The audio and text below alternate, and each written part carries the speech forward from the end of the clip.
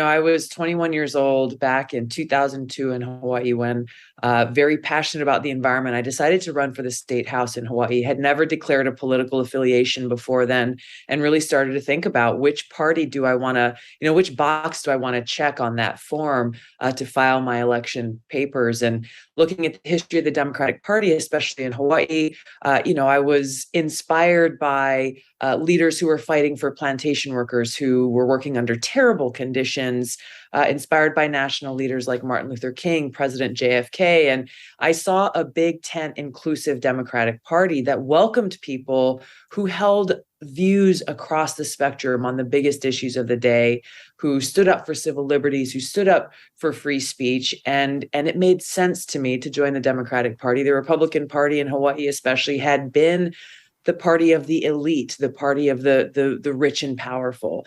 And I was interested in being a part of a party that was fighting for the people and fighting to protect our environment. Fast forward over the years, you look back at when I ran for president in 2020, really living through what we are seeing now in like high definition and in extreme, which is how this Democratic Party of today that's controlled by fanatical ideologues through that presidential campaign as a Democratic candidate for president, they attempted to limit my ability to speak to voters, limit my exposure, and actively sought to undermine and smear my character and credibility in my campaign.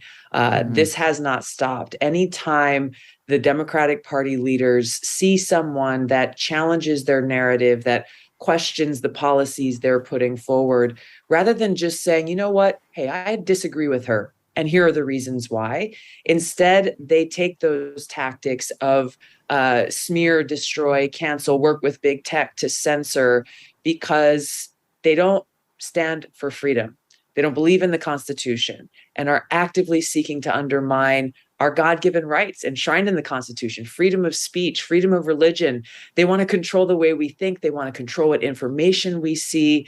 And it got to a point where this is a party that I can no longer associate myself with because of the danger and threat that it poses to our country, to our democracy.